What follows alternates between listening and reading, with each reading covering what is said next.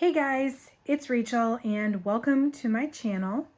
I'm Arbagnick on Instagram and YouTube, and I talk a lot about my reseller business and what works for me in my business. So today I wanted to share with you my strategy for the Real Reel and how I use the Real Reel in my reseller business to complement what I do on my own. The Real Reel, in case you don't know, is a consignment website where you send them your items and they will list them for you for a fee, and they give you a percentage of the sale amount. So I personally, my business model for my reseller business is quick flip, high quantity, right? And I'll save it for another video as far as what exactly my business model is. But the bottom line is I aim to get a smaller profit on a lot of items that sell fast, that are very tried and true. They don't sit around for me. And I have found that higher end items, they don't fit into my business model as well, and they tend to sit around, and I have a very small space. I'm sure you guys, if you've watched my channel, you know my space is very small. I rely on things moving out of here fast. So I was finding that some more higher end or more expensive items, they just weren't moving for me. They don't really fit into my business model. And so I found the Real Reel, and I've been sending my higher end stuff to the Real Reel now for, I think the first time I sent was September of 2020. So I just want to share with you kind of what I send in and what my method is for using the Real Reel to complement my reseller business, the things I list myself. So first thing to know is that they have a designer directory, and it's over here. What it looks like as you scroll through, you can only send them items that are on the designer directory. They do focus on designer items, higher end items. However, they advertise, Gucci, Balenciaga, Louis Vuitton on their site, and it's not just that stuff. You don't have to have like luxury items necessarily. Of course, they accept that stuff, but you really can have any one of these hundreds of designer brands that you see on here are brands that they accept. So me personally, I literally send them anything I find that they accept, because they do take a cut of it, which we'll get into in a second, but I don't have to store it. I don't have to photograph it. I don't have to ship it. And my cost of goods generally when I thrift in my area where I live is low enough that I still end up making my my profit margin on these items without doing anything. And if you think about it, I end up listing these items. They sit and sit. They don't sell for me at the price point they would sell for on the Real Reel. And so I end up accepting offers, or essentially just like lowering the price so much just to get rid of it, that I end up getting the same amount as I would get like when I send it in to them. So it actually works for me. Now into their pricing structure, and as far as what they give you. So it ends up being, and it depends on the actual like price or what they sell it for. So it ends up being a percentage that you get and a percentage that they get. So you can see on the side here the Real Reel's commission rates. So again, if you're sending in designer items that are not necessarily luxury or worth a ton of money, you're going to get 40% for anything that is priced at $145 or less. Now, you do not get to price your item. They price it for you, and they will sell it for what they think it's worth. I've heard a lot of people, mixed reviews on this, because people like to price their own items.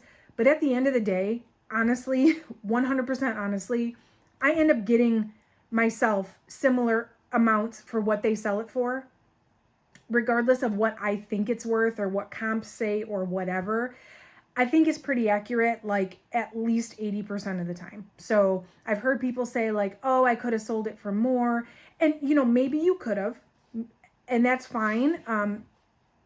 I personally would rather take a little bit less on the profit to not have to store it and deal with it and share it, and like it just works out better for me, because at the end of the day the profit ends up still being about the same.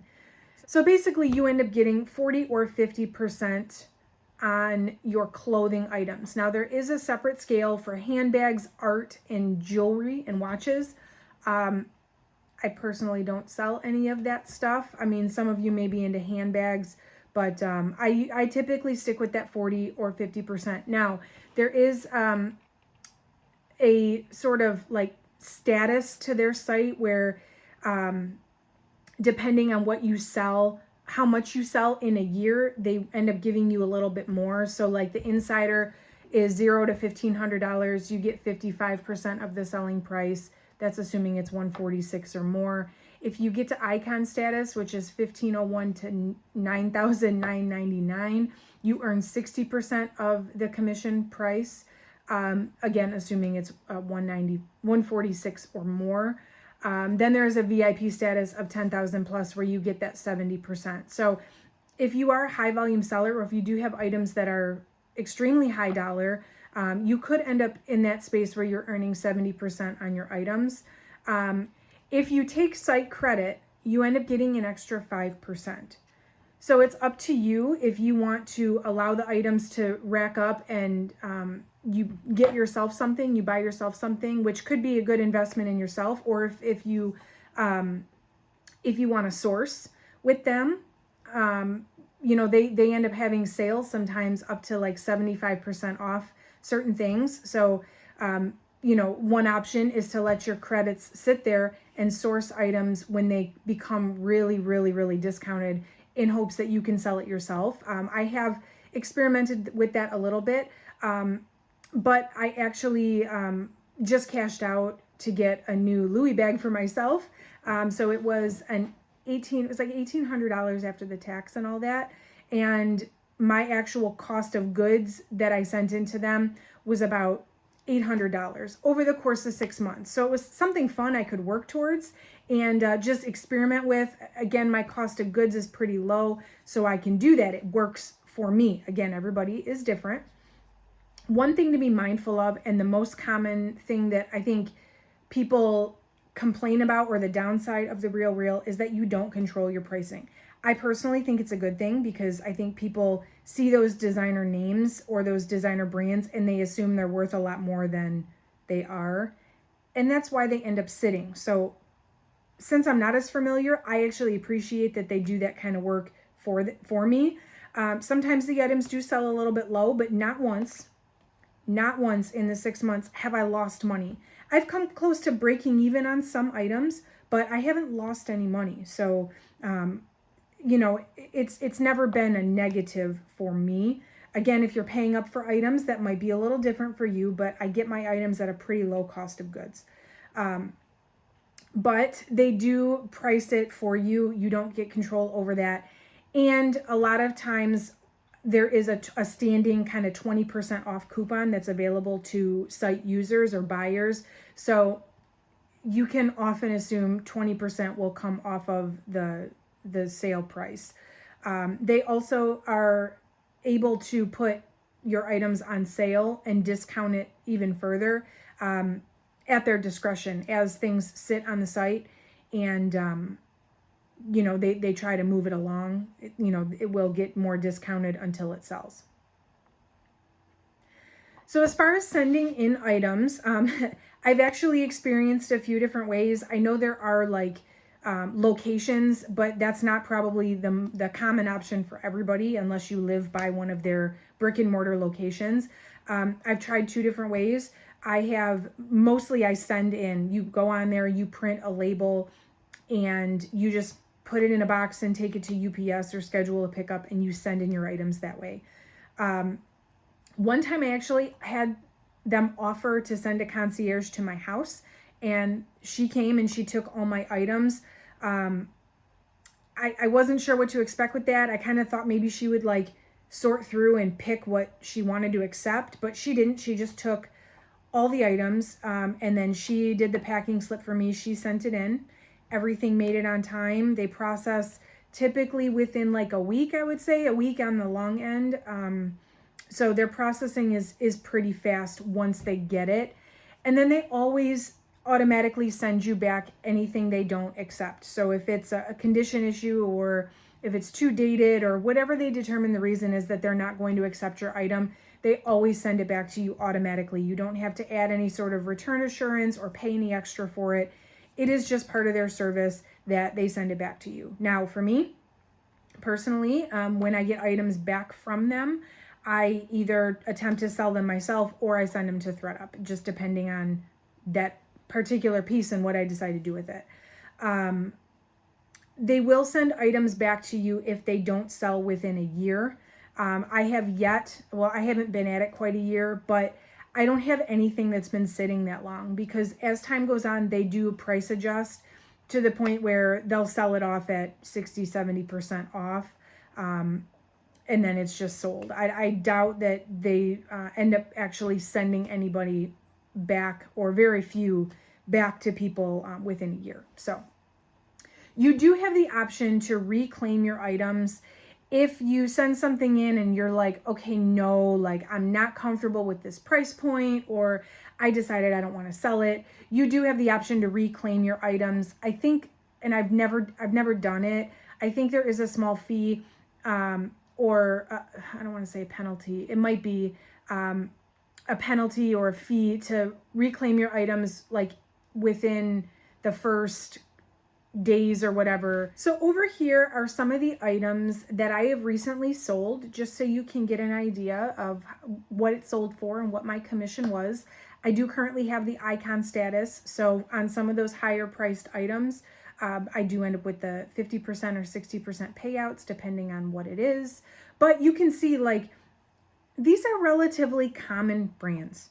They're common brands that I find thrifting. I'm not talking Gucci. I'm not talking like Louis Vuitton. I'm talking like common things that I find thrifting that are high quality, that are, you know, sold in the higher end department stores and stuff like that. So these are not necessarily rare items. So I think that really anybody could use this if you find these kind of pieces or brands. And yeah, so like I said, I was able to get myself a Louis bag, and it cost me overall cost of goods about $800. And yeah, it was a fun experiment to see like what they take and how much I can get for it. And I like the site credit idea. And like I said, if there's not anything that you want to get for yourself, you could just source from there. There's been a couple times where I've gotten like rag and bone jeans for like $5 once they get deeply discounted enough. So, you know, it is potentially a sourcing opportunity for you as well, if you want to just take your site credit and get yourself something or source. So have you, I want to know, I would love to hear from you guys. Have you ever sent into the Real Real? Do you use it in your business as part of your business model? And what's your favorite thing you've sold on there? I would love to hear. So drop me a comment, let me know. If you found this video helpful, let me know. And so if you're interested to see what I'm sending into the Real Real, I do plan to make a video every time I send them a box, which is typically about once a month, I guess, depending on how often I get to get outsourcing. So subscribe to my channel. I will post the videos every time I send in new stuff, so you can get a feel for like what I send in and what kind of stuff I pick up to send to them. Drop this video a like. It would really, really help me out if you enjoyed this content. And I'll see you in the next video.